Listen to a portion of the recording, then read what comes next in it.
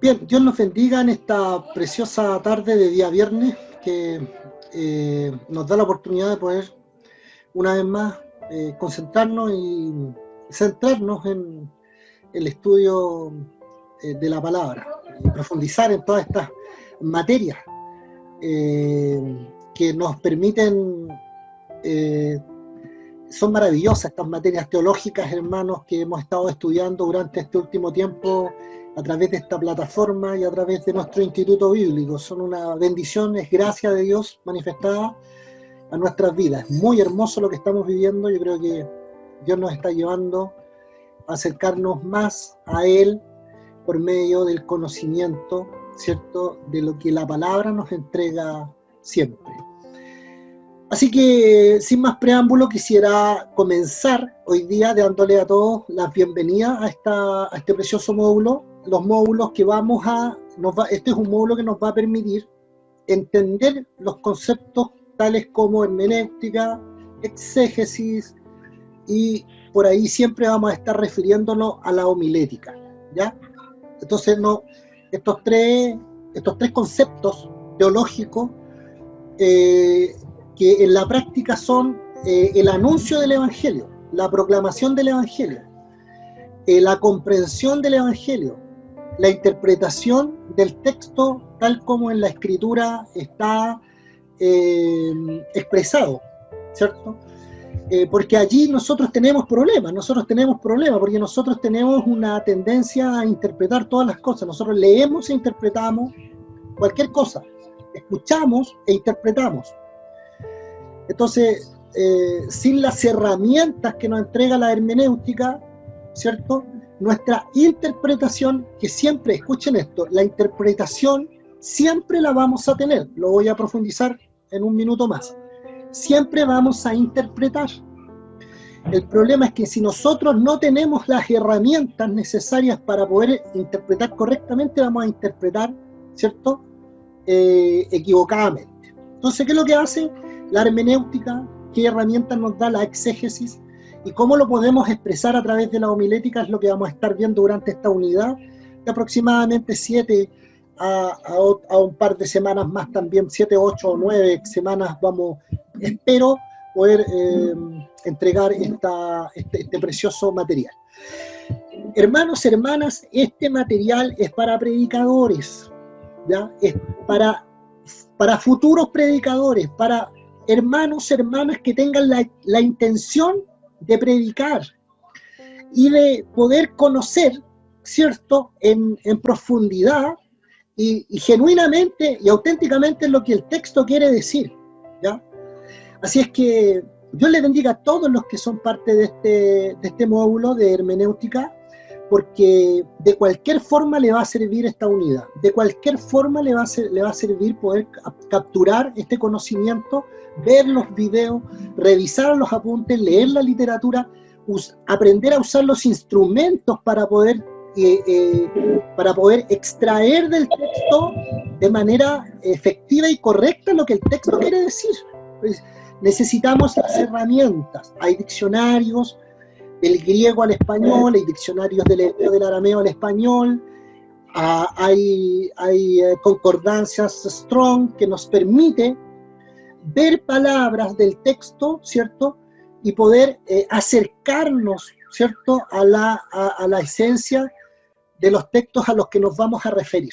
Así que, bienvenidos, Dios les bendiga. Voy a compartir, espero aquí poder compartir esta lámina. La metodología, ¿ya? La metodología consiste en el propósito de este módulo, que es obtener las herramientas necesarias para la correcta interpretación de los pasajes bíblicos. Ese es el propósito de esta clase, o de las clases de hermenéutica. Obtener, ¿cierto?, y saber usar, ¿cierto?, e implementar las herramientas necesarias para poder interpretar correctamente los pasajes bíblicos, con todas sus consideraciones, hermanos, que hay que tener para poder interpretarlos correctamente. El objetivo del aprendizaje es reconocer la importancia de la hermenéutica. Hoy día, por lo menos, lo que vamos a hacer es tratar de capturar, en esencia, por qué es tan importante esta materia, conocerla. La tarea que vamos a realizar en clase, que es el análisis del libro, el capítulo 8 del libro de Nehemías. Me parece que es 8, sí, Nehemías 8. La idea central de la clase, entonces, es poder considerar, poder tomar en cuenta la importancia de la hermenéutica. ¿Ya? El marco teórico, vamos a estar refiriéndonos a la Biblia, obviamente, versión Reina Valera del año 1960. Vamos a usar, ¿cierto?, como los libros de apoyo. Van a ser el libro de exégesis y exposición de Francisco Orozco. Él es mexicano, escritor de este libro de exégesis y exposición. También vamos a leer el libro La predicación de Cristo o la predicación cristocéntrica desde toda la Biblia por Edmund Clooney. ¿Ya? Esos dos libros yo se los voy a mandar, ¿cierto?, junto con estas otras herramientas.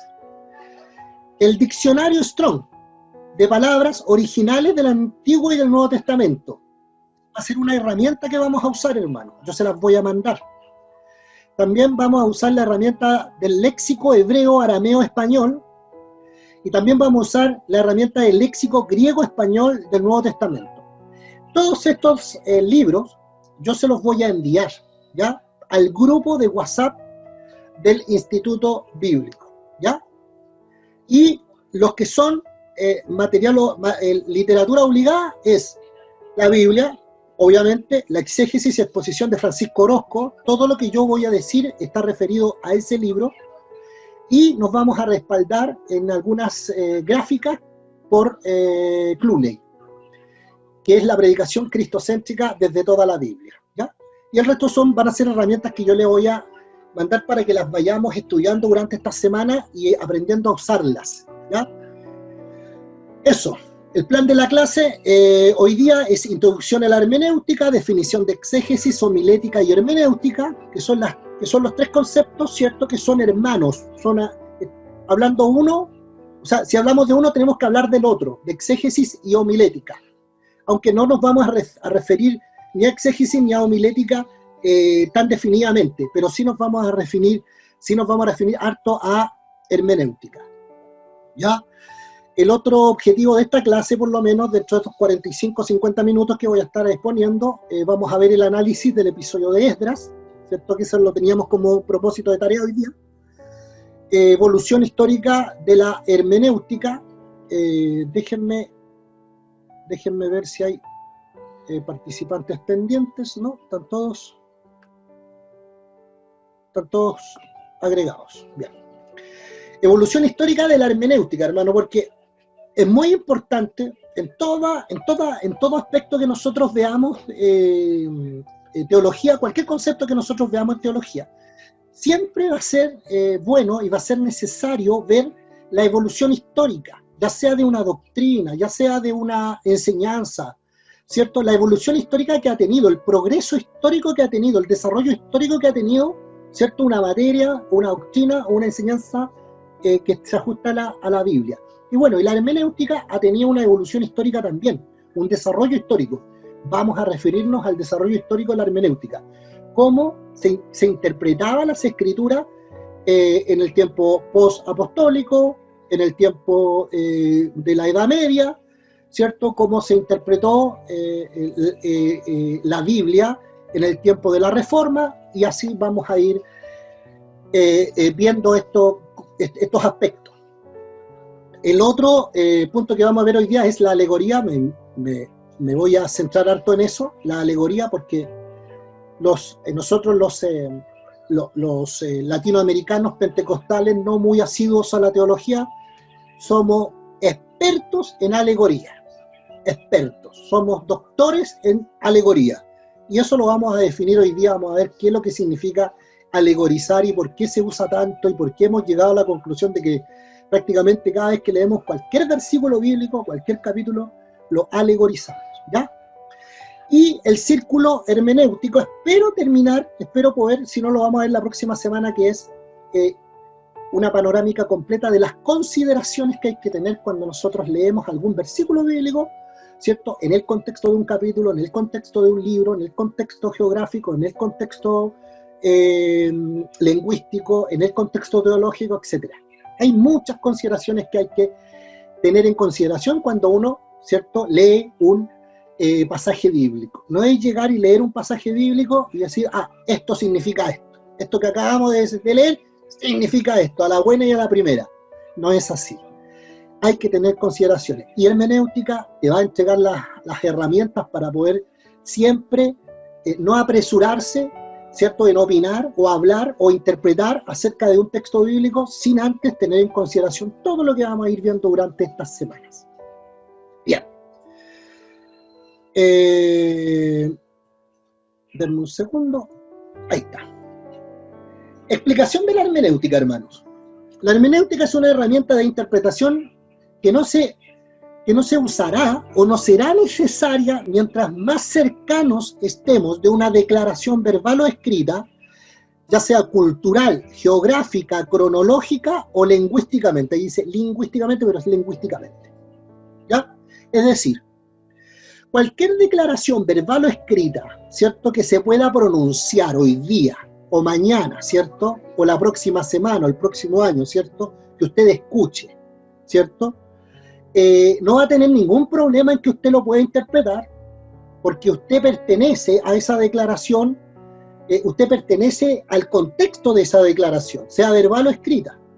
Usted pertenece a la cultura de la persona que hace esa declaración, usted ubica la geografía donde está la persona que hizo esa declaración, usted está en el mismo tiempo de la persona que hizo esa declaración, y usted entiende, ¿cierto?, en gran medida el lenguaje que usó esa persona para hacer esa declaración. Por lo tanto, mientras más cercanos estemos, cultural, geográfica, cronológicamente y lingüísticamente, de cualquier declaración, no va a haber problema en interpretarla, no tenemos necesidad de usar la hermenéutica.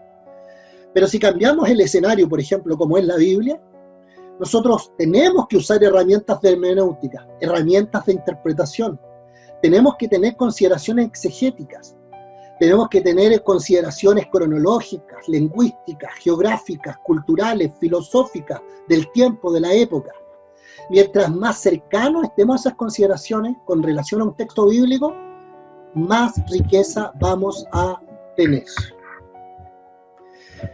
Mis hermanos amados, hermanas amadas, si llegan a percibir algún problema en la señal, me avisan inmediatamente porque de repente me arroja mensajes que estoy inestable, mi internet es inestable. ¿Ya? Yo estoy a pantalla completa compartiendo estas diapos, así que prácticamente no veo a nadie. Así que si alguien me quiere avisar algo, que no sea por monito, sino que sea interrumpiéndome lo que estoy diciendo. Bien, la interpretación es una instintiva reacción que tenemos al escuchar una exposición. Siempre que nosotros escuchamos una expresión o leemos, ¿cierto?, leemos una porción, nosotros instintivamente interpretamos, de acuerdo a muchos elementos, interpretamos lo que estamos escuchando o lo que estamos leyendo. Por lo tanto, la interpretación es instintiva, siempre vamos a estar interpretando las cosas que nosotros leemos o escuchamos, sobre todo con relación a las escrituras. Nosotros nos vamos a sentar a leer la Biblia y necesariamente, instintivamente vamos a darle una interpretación a lo que estamos leyendo. Si usted no puede decir, yo soy totalmente neutro con respecto a lo que acabo de leer y no tengo una interpretación con respecto a esto. No, usted tiene una interpretación. La hermenéutica no se puede no aplicar. Usted aplica hermenéutica aunque usted no conozca el concepto, porque usted interpreta. Nosotros aplicamos correctamente o incorrectamente la hermenéutica, pero no podemos no aplicarla. O sea, tenemos dos opciones. Si tenemos herramientas, la podemos aplicar correctamente, y si no tenemos las herramientas, ¿cierto?, la podemos aplicar equivocadamente. Siempre estaremos interpretando lo que escuchamos, lo que leemos. Nosotros declaramos la perspicuidad de la Biblia, hermano. ¿Qué significa? Nosotros, cuando hablamos nosotros, estoy hablando en el contexto desde los reformadores en adelante, ¿ya? Los reformadores, ¿por qué dijeron, dentro de todas sus declaraciones, ¿cierto?, en las que se apartaban con la Iglesia Católica, ¿por qué un día dijeron nosotros declaramos que la Biblia es perspicua, ¿ya? ¿Y qué significa perspicua o por perspicuidad? Significa que la Biblia significa que es clara, es sencilla y es fácil de comprender, ¿cierto? En ese sentido, los reformadores dijeron un día, la Biblia es sencilla, es para que la lea el hombre con una mediana inteligencia, ¿cierto? La lea y pueda comprender la generalidad del mensaje. Eso lo hizo la Reforma, el movimiento reformado desde el 1517, incluso los pre-reformadores.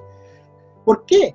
Porque la Iglesia Católica, no olvidemos que tenía capturada, ¿cierto?, el monopolio no solo de la escritura, sino que su interpretación, su lectura. Entonces, no dejaban que la Biblia se tradujera, no dejaban que la Biblia fuera leída por cualquier persona. Entonces, para oponerse a ese sistema, a ese modelo de pensamiento que tenía en la Edad Media, ¿cierto?, la Iglesia imperante, los reformadores dijeron que la Biblia, la escritura, era perspicua, es decir, era clara, sencilla, se podía leer y comprender generalmente, ¿cierto? Y por allí algunos podrían decir, entonces no es necesaria la hermenéutica, Pastor Juvenal. Pero es importante entender que no toda la Biblia es fácil de entender. Su mensaje, en términos generales, es muy fácil de comprender, pero profundizar, ¿cierto?, en todas las profundidades, valga la redundancia, y las verdades de lo que nos entrega la Escritura, a veces hay cosas en donde hay que tener herramientas de interpretación. El mismo apóstol Pedro dice por ahí, por 2 de Pedro capítulo 2 parece, dice, ya lo vamos a ver esos versículos bíblicos, dice que hay partes de lo expuesto por el apóstol Pablo que eran difíciles de entender. Hay, así como el mensaje en términos generales comprensible para cualquier persona con una inteligencia bella, de cualquier parte del mundo, ¿cierto? Hay partes, ¿cierto?, doctrinales, hay partes en que la escritura a veces se complejiza, y ahí es donde hay que tener, ¿cierto?, herramientas correctas. Y para no caer en interpretaciones personales, que eso también es muy importante entenderlo y lo vamos a ver. La declaración de la sencilla comprensión de la Escritura era para contradecir la historia de la Iglesia Católica, eso era lo que habíamos dicho. Ahora, el rechazo que puede haber, ¿ya?, a la hermenéutica es un rechazo de principios de interpretación conscientes, declarados y reconocidos. O sea, yo rechazo el que pudiera, vamos a ponerlo en un supuesto caso, hermano, yo rechazo la hermenéutica, no, a mí no me hablan de hermenéutica, ¿para qué quiero hermenéutica yo? En una oportunidad, me acuerdo, hace años atrás, un muchacho me decía, hoy día la iglesia tiene mucha hermenéutica y poco rodillética, ¿ah?, que le faltaría mucho de estudio teológico y poca rodilla, me decía, ¿ah? Entonces, hay gente que rechaza estos conocimientos, estas profundidades teológicas, hermano. Pero ese rechazo, que hay personas que no le tienen la paciencia a la hermenéutica, a la correcta interpretación, ¿cierto?, de las escrituras, son rechazos a una interpretación consciente, declarada y reconocida, a favor de principios, a favor de su propia interpretación. Porque no nos olvidemos que usted tome la Biblia hoy día, usted va a leer 2, 3, 4 versículos y usted mismo inconscientemente le va a dar una interpretación. Entonces, todo lector es un intérprete. La cuestión es si vamos a seguir un sistema de interpretación o si no, o si simplemente declararemos que nuestra interpretación, en rechazo, ¿cierto?, de las herramientas que nos entrega la hermenéutica y en rechazo a los principios conscientes, ¿cierto?, conscientes, declarados y reconocidos, ¿cierto?, vamos a rechazar ese aspecto de interpretación y vamos a tomar los nuestros. ¿Y sabe cuáles son los nuestros? Son inconscientes, escondidos y personales. ¿Ya? La cuestión es si vamos a seguir un sistema de interpretación o si simplemente declararemos que nuestra interpretación es la única y es la obvia. ¿Ya? Imagínese un pastor que nunca haya estudiado ni siquiera el concepto de hermenéutica, o un líder, o un predicador. Hoy día es tan fácil predicar a través de las redes sociales, hermano. Y que diga, No, yo leo la Biblia y yo hablo lo que dice aquí. Y usan este término, textual. ¿Ya? Bueno, lo que está haciendo esa persona es usar principios inconscientes, ¿cierto? Escondidos, que no sabe de dónde los saca, con respecto a ese verso bíblico, y personales, en contra de una de estas herramientas que son conscientes, declaradas y reconocidas. Esta postura no es un rechazo a la hermenéutica, sino que es una afirmación de mi hermenéutica, ¿ya? De la cual no estoy muy consciente, que es escondida y que es personal. ¿Ya? Mira, en 2 de Pedro capítulo 3, del 15 al 16, dice así: y tener entendido que la paciencia de nuestro Señor es para salvación, ¿ya? Como también nuestro amado hermano Pablo, según la sabiduría que le ha sido dada, os ha escrito, casi en todas sus epístolas, hablando en ellas de estas cosas, entre las cuales hay algunas difíciles de entender. Se da cuenta que el apóstol Pablo el apóstol Pedro, hablando del apóstol Pablo, trataba de explicarle a los hermanos que lo que explicaba el apóstol Pablo era muy profundo a veces y era difícil de entender. Las cuales, ¿cierto? Entonces, ¿qué es lo que pasa? Que cuando no hay herramientas de interpretación correctas y yo uso mis herramientas inconscientes, escondidas y personales, ¿cierto? Lo que estoy haciendo yo es torcer el texto bíblico, es alterar, es forzar un texto bíblico, es usar un texto bíblico para justificar mi comunicación de lo que yo quiero que el texto bíblico diga. Y eso es malísimo, por decirlo menos. Entonces el apóstol Pedro le decía que estas cosas eran difíciles de entender y venían los indoctos e inconstantes y las tuercen, como también las otras escrituras, para su propia perdición. Entonces, ¿qué pasa si en una iglesia a los predicadores? ¿Qué pasa si en una iglesia a los hermanos en general no les acercamos las herramientas para que puedan tener una más clara comprensión, ¿cierto?, acerca de lo que dice un texto, considerando todos estos factores, elementos culturales, históricos, desarrollo teológico, el desarrollo de la historia teológica, etcétera? ¿Cierto? ¿Qué es lo que va a pasar cuando no haga eso una iglesia? Los indoctos e inconstantes van a torcer la Biblia y la van a usar para su propia perdición. Segunda de Pedro, capítulo 1, 19, dice: tenemos también la palabra profética más segura, a la cual hacéis bien en estar atentos como una antorcha que alumbra el lugar oscuro, hasta que el día esclarezca y el lucero de la mañana salga en vuestros corazones.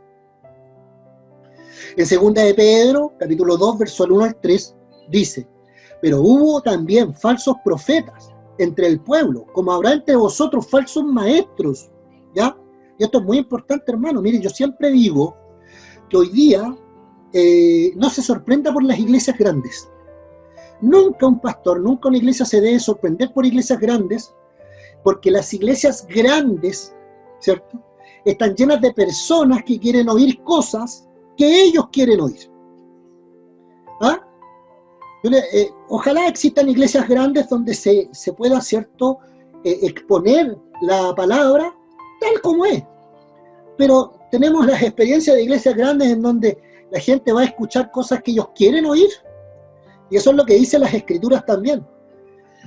Entonces dice, segunda de Pedro capítulo 2, del 1 al 3, pero hubo también falsos profetas entre el pueblo, como habrá entre vosotros falsos maestros que introducirán encubiertamente herejías destructoras y aún negarán al Señor que los rescató, atrayendo sobre sí mismos destrucción repentina. Mira la profecía que el apóstol Pedro está lanzando en estos versículos bíblicos.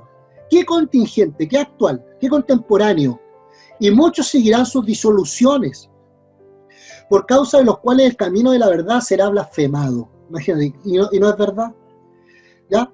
Y por avaricia harán mercadería de vosotros con palabras fingidas. Sobre los tales, ya de largo tiempo la condenación no se tarda y su perdición no se duerme. Se da cuenta, hermano, mire, uno de los objetivos de esta clase es poder darnos cuenta de la importancia de la hermenéutica, del poder de valorar que se nos acerquen herramientas para poder leer y ajustarnos a lo que el texto, ¿cierto? Y su contexto dice, ¿cierto?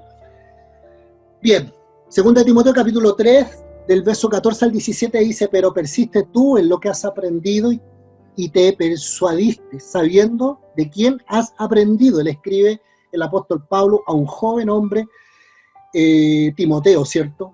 Y que desde la niñez has sabido las sagradas escrituras, las cuales te pueden hacer sabio para la salvación por la fe en Cristo Jesús. Y le agrega en el verso 16 este clásico texto bíblico: toda escritura es inspirada por Dios, ¿cierto? Es soplada por Dios y útil para enseñar, para redarguir, para corregir, para instruir en justicia, a fin de que el hombre de Dios sea perfecto, enteramente preparado para toda buena obra. Bien, déjeme salirme un minuto, llevo 34 minutos. ¿Dudas hasta aquí? A ver si pueden prender sus camaritas, alguien comentar algo de lo que hemos dicho hasta aquí. Estoy tratando de poder explicar la importancia, ¿cierto?, de esta enorme herramienta teológica que es la hermenéutica. ¿Alguien, si tiene alguna duda hasta el momento? Y si no, seguimos. Más que nada, mi pastor Cona, buenas noches. Buenas más noches. Que nada poder realzar la importancia justamente de esta clase, ¿verdad?, de este estudio en relación a la hermenéutica, y hoy más que nunca toma validez e importancia producto de todas las herejías, ¿verdad?, de aquellos evangelios como el evangelio de la prosperidad que ha proliferado tanto. Y usted justamente hablaba de las iglesias grandes, de esas famosas mega iglesias, ¿ya?, en donde justamente la gente va a oír lo que quiere oír, como decía usted, ¿ya? Pero cero interpretación bíblica y doctrinal y verdadera de la palabra de Dios, del evangelio, ¿ya? Y es precisamente en estos tiempos cuando más debemos tener cuidado con todas estas herejías, y es producto de la ignorancia, del desconocimiento, ¿ya?, de la escritura. Por lo consiguiente, cabe destacar también de que durante la historia de la iglesia, y sobre todo en esta época, ¿ya?, la proliferación de sectas religiosas, ya que han salido, entre comillas, de la iglesia cristiana protestante, y también la proliferación de pseudo cristianismo, ya pseudo iglesia. Ahí tenemos los testigos de Jehová, tenemos los mormones, los solo Jesús, en fin, que se han transformado en pseudo cristianos y en pseudo iglesia, producto de una indebida, ya, mala interpretación, ¿verdad?, de una indebida interpretación de la escritura.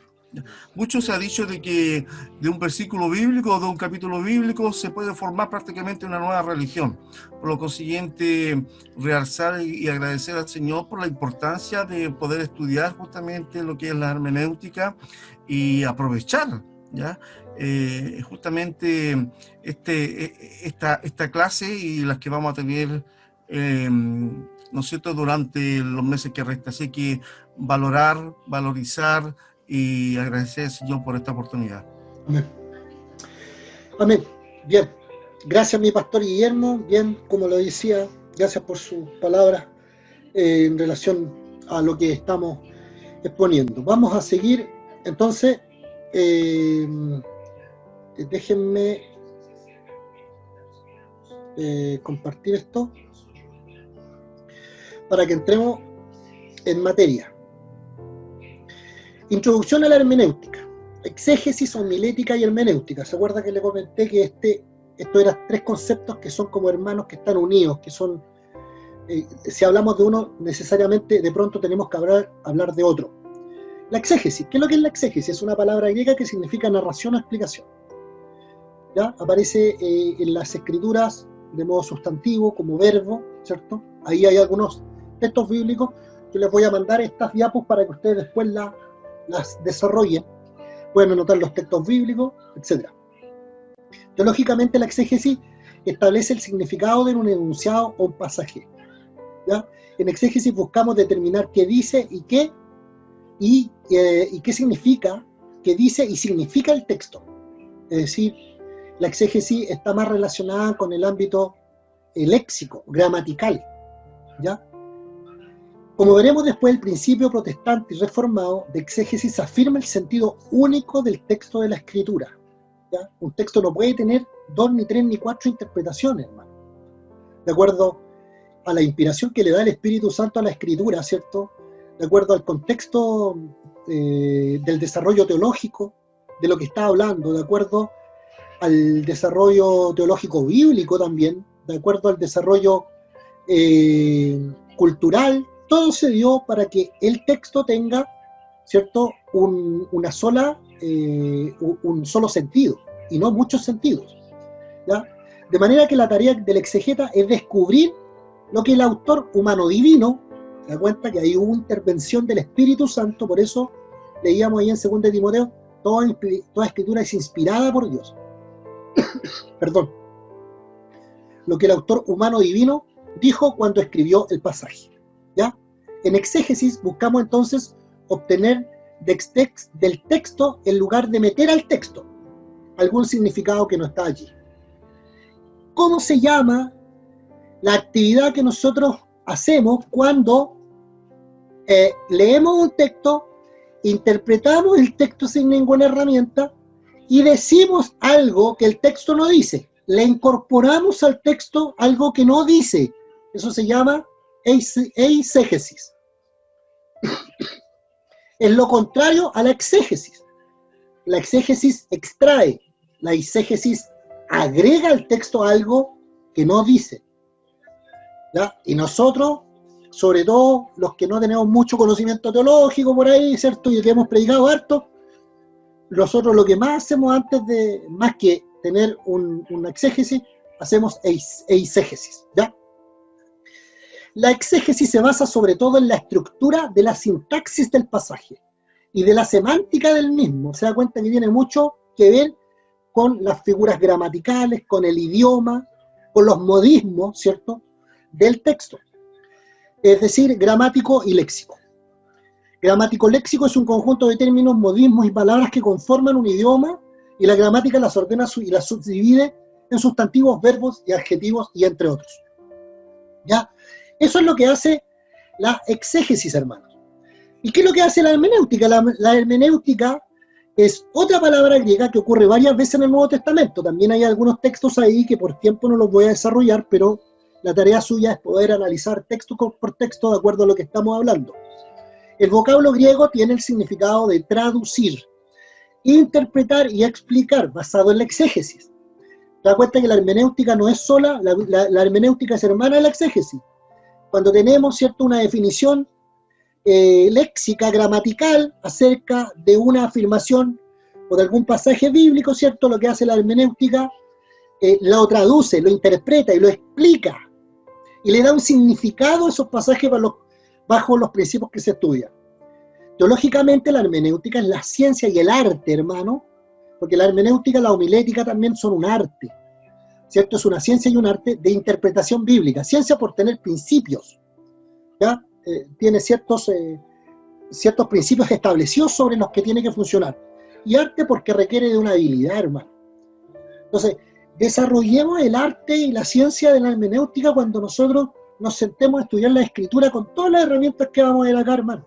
Disfrutemos, pasemos horas leyendo un extracto bíblico, démonos la tarea, leamos un versículo bíblico y desarrollémoslo. Busquemos los significados, leamos de contextos, de libros contextualizados, contextos geográficos, históricos. Vayamos al griego, vayamos al hebreo, vayamos al arameo, busquemos significados y enriquezcamos, ¿cierto?, nuestro conocimiento de la escritura, y sería precioso que el día de mañana pudiéramos exponer, ¿cierto?, toda esta fuente de información que hemos ido adquiriendo a través de estas preciosas herramientas como es la hermenéutica, exégesis y la homilética. ¿Ya? La homilética es otra palabra griega que significa simplemente conversación. Tanto el sustantivo como el verbo aparecen en el Nuevo Testamento.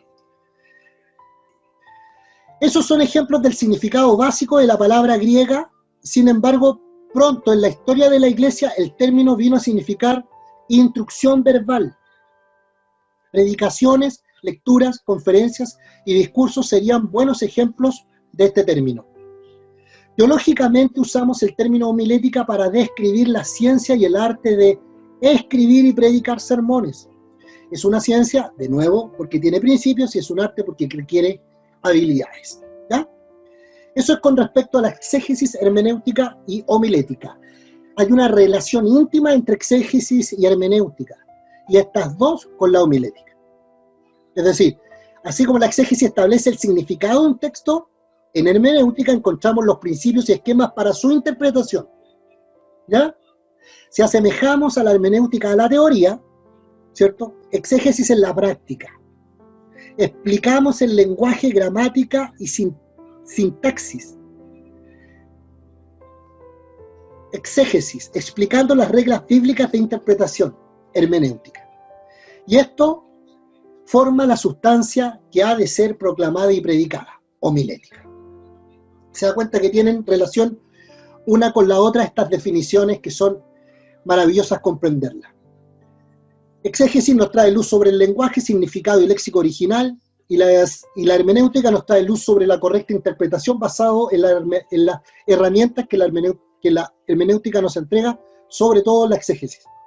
Y la homilética es la forma como transmitimos estas conclusiones que hemos logrado conseguir por medio de estas dos actividades. ¿Bien? Entonces, hermano, es importante que esto lo podamos tener claro. Yo la próxima semana como tarea, esto mismo que acabo de explicar y esto mismo que acaban de leer ahí en las diapos, le voy a pedir a uno o dos hermanos, les voy a avisar con anticipación en la semana, que nos expliquen estos conceptos, estos tres conceptos y cómo se entrelazan y qué conclusiones tienen. Así que todos hagan la tarea y yo voy a elegir en la semana a dos para que me expliquen esta armonía que hay entre estos tres conceptos, ¿cierto? Exégesis, hermenéutica y homilética, ¿ya? Así que vean este video, después el hermano Alejandro lo más probable que va a subir este video, el audio lo voy a tener acá yo todo, ¿cierto? Y lean las diapos y lean el libro de Orozco, ¿ya? Orozco es el hombre en el que estamos basándonos todo lo que estamos diciendo hoy día. Vamos a analizar un poco el episodio de la lectura de la ley en el tiempo de Esdras. Eso queda en Nehemías capítulo 8. Desde que Dios se reveló a sí mismo en una forma especial de redención y desde que por el Espíritu Santo le dio a los hombres a escribir su palabra, ha existido la exégesis y la exposición de la Escritura. Bíblicamente hablando, podemos poner a Esdras como el principio formal de la exposición bíblica. ¿Por qué? Hay por lo menos dos factores que nos sugieren esto. ¿Por qué usar a Esdras como un ejemplo? Estamos hablando aproximadamente, me parece que son 500 años antes de Cristo. Este sacerdote, ¿cierto?, que se pone sobre un altar después de la cautividad, frente a toda la población de judíos que había vuelto de la cautividad, y les lee, ¿cierto?, les lee la ley, les lee la Torá. Y no solo se las lee, sino que se las interpreta, se las explica. ¿Y por qué? Porque estos hombres habían estado muchos años en cautividad, influenciados por muchas corrientes culturales, filosóficas, idiomáticas incluso. Entonces, cuando después de la cautividad se vuelven a reunir, se tuvo que aplicar estos principios hermenéuticos, hermanos. El primer factor, las circunstancias históricas. Las circunstancias históricas de este capítulo, en el tiempo de Esdras crearon la primera ocasión en que surgieron las barreras lingüísticas y culturales entre el pueblo de Dios y la palabra de Dios. Esto requirió, yo no sé, déjenme dejar de compartir. A ver, mi hermano Luis Ibarra, ¿está por ahí? A ver. Amén. Si puede prender su camarita. Lea Nehemías 8. A ver si puede leer Nehemías 8, por favor. Con voz de creyente. A ver, capítulo completo. Lea, yo le voy a ir diciendo hasta dónde. Desde el versículo 1 en adelante. Mire, escuchemos esta historia.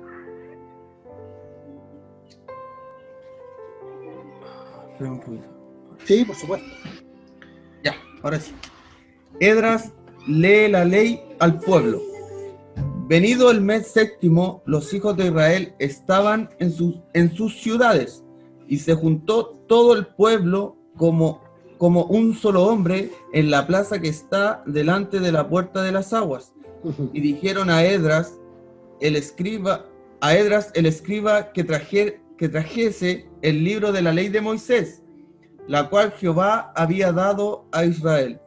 Y el sacerdote Esdras trajo la ley delante de la congregación, así los hombres como de mujeres, y de todos los que podían entender, el primer día del mes séptimo. Y leyó el libro delante de la plaza que está delante de la puerta de las aguas, desde el alba hasta el mediodía, en presencia de los hombres y mujeres, y de todos los que podían entender, y los oídos de todo el pueblo estaban atentos al libro de la ley. Y el escriba Esdras estaba sobre un púlpito de madera que habían hecho para ello. Y junto a él estaban Matatías, Sema, Anías, Urías, Hilcías y Maasías a su mano derecha, y a su mano izquierda Pedaías, Misael, Malquías, Asum,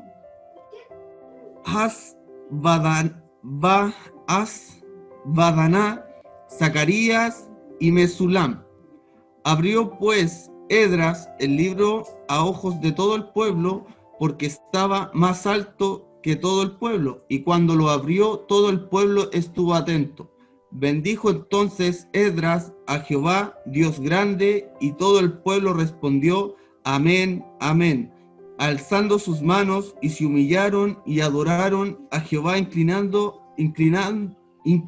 a tierra. Y los levitas Jesuá, Baní, Serebías, Jamín, Acub, Sebetai, Odías, Maasías, Kelita, Azarías, Josabet, Anán, Pelayá, hacían entender al pueblo la ley, y el pueblo estaba atento en su lugar, y leían en el libro de la ley de Dios claramente, y ponían el sentido de modo que entendiesen la lectura. Hermano Luis, perdón, ¿se dieron cuenta lo que está leyendo el hermano Luis a partir del versículo, después de los últimos nombres que dio? ¿Ya? Dice que estos hombres lo que hacían era explicar lo que Esdras estaba leyendo. ¿Ya? Lea esos versículos, mi hermano Luis, a partir después de los últimos nombres que leyó. ¿Qué versículo es ese? El último de los que los nombres tienen, el 7. Ya, lea de ahí en adelante.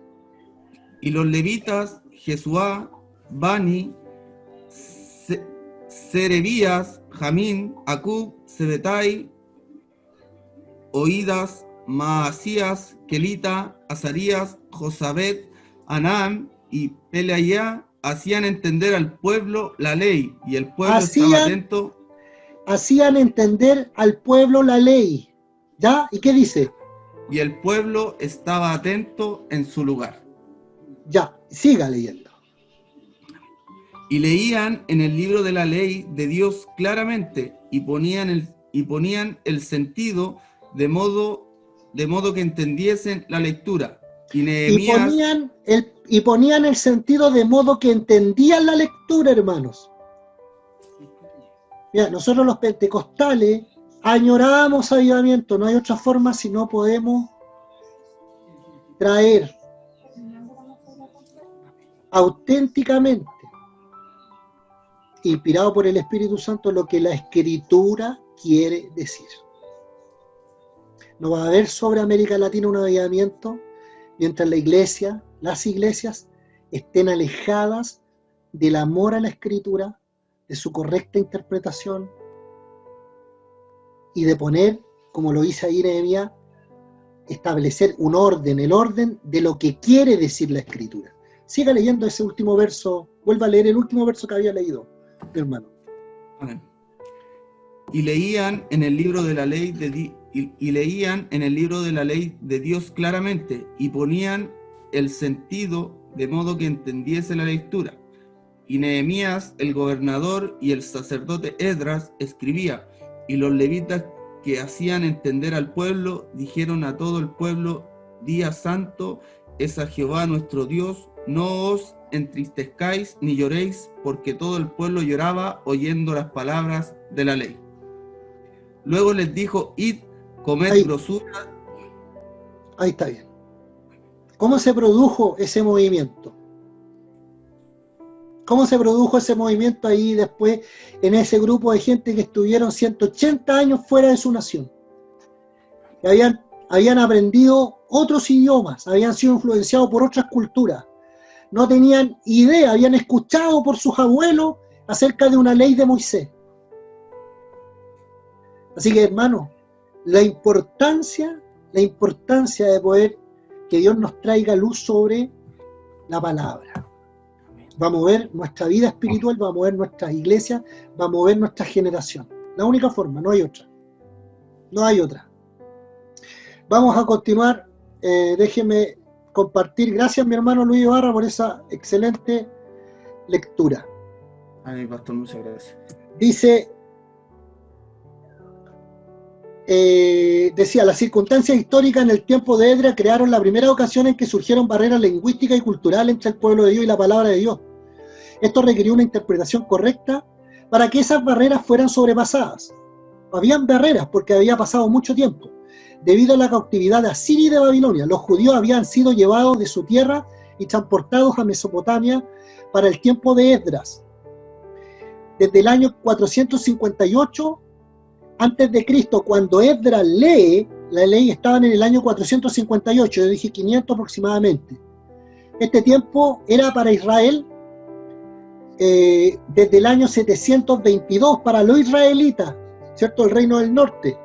Para los israelitas, desde el año 722 hasta el año 458 fueron cautivos, 264 años, hermano. Y para los del sur, para los de Judá, desde el año 606 fueron cautivos hasta el año 458. Eso significa que fueron cautivos 148 años. En esta situación nueva, los judíos habían adquirido nuevos hábitos lingüísticos y culturales y habían olvidado los antiguos. El arameo reemplazó al hebreo. Parte de Daniel fue escrito en arameo, así como parte de Esdras mismo. El culto del templo, sacrificio y fiestas solemnes eran cosas que solo escuchaban de los abuelos. Ahora en el tiempo de Esdras han vuelto a su tierra, pero es una tierra extraña. La palabra de Dios está en un lenguaje extraño para la gente común. Añadido a esta circunstancia histórica existió el deseo del pueblo de escuchar y entender la palabra de Dios. Y allí sucede lo que acaba de leer mi hermano Luis en Nehemías capítulo 8 del versículo 1 en adelante. El segundo factor para poder determinar a Esdras como el primer hombre experto en hermenéutica fue el segundo factor surge desde que Esdras marca el comienzo de la hermenéutica bíblica formal, porque es el primer registro de algo que se puede describir propiamente como hermenéutica bíblica. Esdras era un sacerdote y escriba, diligente en la ley de Moisés, proclamador, experto de la ley de Moisés. La palabra traducida escriba proviene de un verbo que significa escribir, decir, hablar, y el énfasis probablemente radica en proclamar. ¿Ya? La palabra traducida de diligente significa rápido, listo, hábil. El énfasis está en la habilidad, por lo tanto, experto. Esdras tenía el llamamiento de Dios para esta tarea. Y Dios en su providencia abrió las puertas para el ejercicio de su don, o de este don, de la interpretación, de explicar, de asesorarse con personas, ¿cierto? Que mientras él leía, traducía, interpretaba y explicaba, y ponía en el conocimiento de la población esta ley que para ellos era, ¿cierto?, algo difusa, no muy entendida. Le concedió al rey todo lo que pidió porque la mano de Jehová su Dios estaba sobre Esdras. Esdras no solo tenía los dones, pero también se esforzaba en el llamamiento, y eso es muy importante, hermano. He escuchado hoy día un extracto de un mensaje de Zugel, Michel Zugel, y dice que él se demora 7 días en predicar una palabra y el domingo queda de nuevo en 0. 7 días estudiando significados, traducciones, acercándose lo más fiel a un escrito bíblico. Eso es maravilloso, hermano. Imagínense el tiempo que pudiéramos invertir en esto. Porque Esdras se había preparado en su corazón para inquirir en la ley de Jehová y para cumplirla, y para enseñar a Israel sus estatutos y decretos. Bueno, habían las actividades de Nehemías, cierto contexto general, la asamblea del pueblo de Dios, Esdras tenía ayudantes, las actividades específicas, etc. Eso se lo quería compartir como un antecedente de respaldo con respecto a esta tarea acerca de la interpretación. Aquí hay otras diapos que usted después va a tener en su poder para que las pueda ir estudiando y analizando en mayor detalle. Qué precioso mensaje sería que alguien de ustedes un día domingo predicara acerca de la tarea que se dio Esdras para poder interpretar correctamente, ¿cierto?, la ley de Moisés que le había sido dada a los padres de esos hombres que habían vuelto de la cautividad. Bien, con esto quiero dejar como introducido este tema, que es la evolución histórica de la hermenéutica, hermano, porque ya estamos acercándonos a la hora y quiero terminar, pero vamos a ver algunos periodos de la evolución de la historia de la interpretación, cómo se fue interpretando la escritura a través del tiempo, ¿cierto? Lo primero, en Alejandría, en Egipto, ¿ya? Durante el siglo III, después de Cristo estamos hablando, lo que vimos de Esdras fue hermenéutica, ¿cierto?, en el tiempo, antes del cristianismo, digamos. Ahora vamos a tratar de ver el desarrollo de las distintas formas de interpretación a través de la historia después de Cristo. En Alejandría, Egipto, durante el siglo III, el clima intelectual era tal que las escrituras fueron atacadas como inmorales, triviales y absurdas. Eso pasaba así miraban los escritos sagrados del Antiguo Testamento, intentando hacer significativa la fe cristiana a los intelectuales. No sé cuando se despreciaron estos escritos sagrados, ¿cierto?, por los cristianos de los primeros siglos, ¿cierto?, vieron que se estaba mirando en menos, ¿cierto?, se veía la escritura como escritos que no tenían sentido, absurdos, triviales, ¿ya? Y hubo un grupo en Alejandría que, para hacer más interesante la escritura, ¿ya?, y significativa la fe cristiana, a los intelectuales de Alejandría, no nos olvidemos que Alejandría era una zona en Egipto muy importante, ¿cierto?, de mucha influencia griega, ¿ya? Y para hacerla interesante, las escrituras, ¿cierto?, en Alejandría algunos eruditos recurrieron a la alegoría, hermanos. Y en esto quiero ser muy enfático, la alegoría. Nunca se olvide, usted diga, yo he sido toda la vida un alegórico, pero yo ahora que estoy en hermenéutica, renuncio a la alegoría. Bien. Hay grandes expositores de la alegoría en Alejandría, ¿cierto?, en el siglo III, por ejemplo, Clemente, Origen. Origen interpretó el caso de Rebeca sacando agua del pozo para el siervo de Abraham y para sus ganados como significando que nosotros debemos ir a la fuente de las Escrituras para obtener a Cristo. Se da cuenta que la forma alegórica de interpretar la Escritura está muy a la mano y es muy improvisada y no tiene ninguna preparación, ¿cierto? Es muy subjetiva también, etc. Todas esas cosas nosotros usamos, ¿cierto?, inconscientemente, como lo decíamos al comienzo, cuando leemos una porción descuidada de la Escritura y la interpretamos como queremos. En la historia de la entrada triunfal, el asno significaba en el Antiguo Testamento, en la historia de la entrada triunfal, el Nuevo Testamento significaba el asno en la entrada triunfal, mientras que el pollino en el Nuevo Testamento. Eso era lo que interpretaba Origen, sí, ¿cierto? En este contexto, ¿cierto? Geográfico de Alejandría, en este contexto histórico del tercer siglo, y en este contexto cultural, que las escrituras, ¿cierto? Y la misma fe cristiana era muy despreciada. Y para hacerla interesante, recurrían a la alegoría. Entonces, el primer periodo, ¿cierto? Después del cristianismo, se recurrió mucho a la alegoría. Hay muchas cosas casi chistosas, hermanos, cómo se leían y se le daba una interpretación casi mística. Por no decirlo hoy día, no ser tan ofensivo, es casi como hoy día nosotros interpretamos la palabra. Después de eso, hubo una contra, ¿cierto?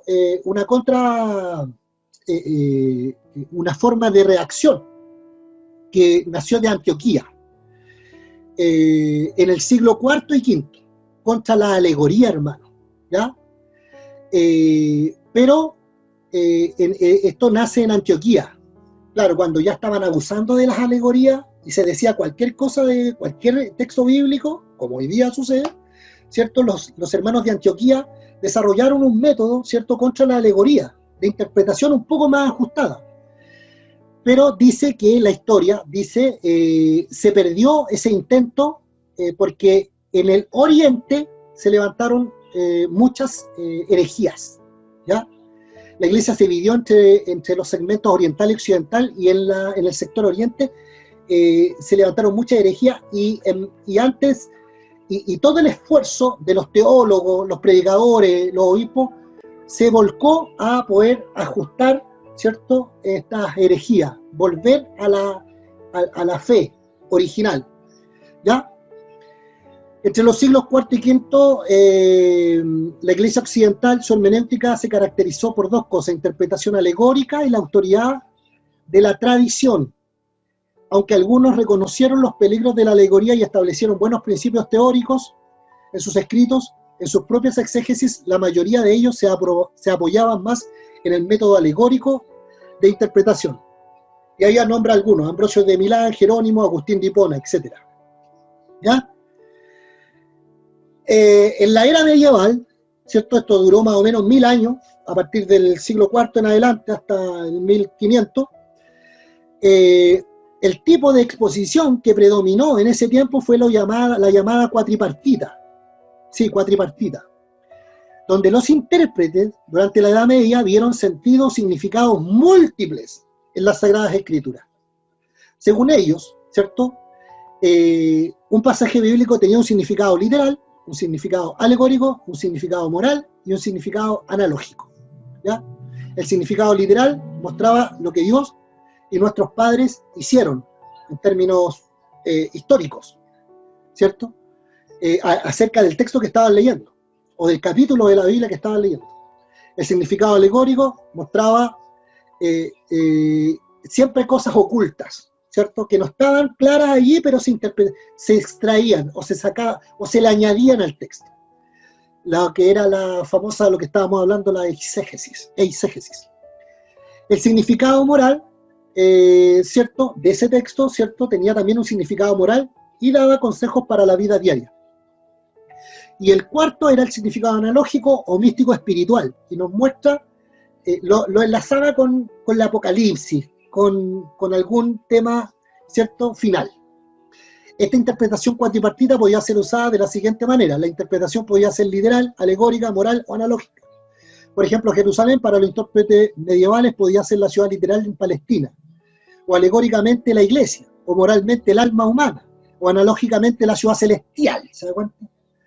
Vemos que la interpretación literal es el significado sencillo y evidente, ¿ya? La interpretación alegórica provee lo que se cree. La interpretación moral dice que debemos hacer, lo que debemos hacer, y la interpretación analógica se centra en lo que debemos esperar, ¿ya? Este es el desarrollo, hermano. Lo que les estoy explicando es el desarrollo de las distintas formas como se hizo hermenéutica en la historia de la humanidad. Porque, le repito, hermano, siempre va a haber hermenéutica, usted siempre va a hacer hermenéutica, porque usted siempre va a interpretar lo que está leyendo. O sea, usted no puede no hacerla. Y cuando la haga sin las herramientas correctas, va a estar interpretando de la forma como usted quiere, con las herramientas que usted tiene, con los conceptos, los criterios y las ideas que usted tiene. Quiero llegar a dos, me voy a ir un poquito más, después aparece en la Reforma la luterana. Y para esto me quiero detener aquí porque quiero ya la próxima semana profundizar en esto, hermanos, y voy a dejar de compartir. Bien, Dios les bendiga, no quiero extenderme más para no abusar del tiempo. Tenemos muchas semanas maravillosas para compartir este precioso material. Les voy al terminar esta clase, les voy a compartir todos los libros que les expuse al principio. Les voy a compartir estas diapositivas completas, y vamos incluso algunas que no vamos a alcanzar a tocar, pero en la próxima clase las vamos a tocar. Vamos a ver en la próxima clase cómo se contrarrestó todas estas formas, ¿cierto?, de interpretación que tuvieron en la historia, cómo se contrarrestaron. Y en la Reforma también se contrarrestó la forma de interpretación. Y Lutero, Calvino, de ahí le dieron el esclavo y dijeron, no, amigo, esto tiene que ser gramatical, léxico, tiene que ser con contexto teológico, tiene que tener contexto, la mayor cantidad de contextos. No es llegar y leer e interpretar a buena y primera. Bien, sin más que decir, agradecer al pastor Juvenal su tiempo de preparación y lo que nos entregó el día de hoy. Y desconecte su camarita para despedirnos, sin antes orar al Señor. ¿Les parece? Vamos a orar al Señor. Vamos a buscar su rostro. Pastor Guillermo, ¿será factible orar, por favor, por la finalización? Y de ahí activamos nuestra camarita. Bien, te damos gracias, Padre, en el nombre de Jesús, amigo del Espíritu Santo.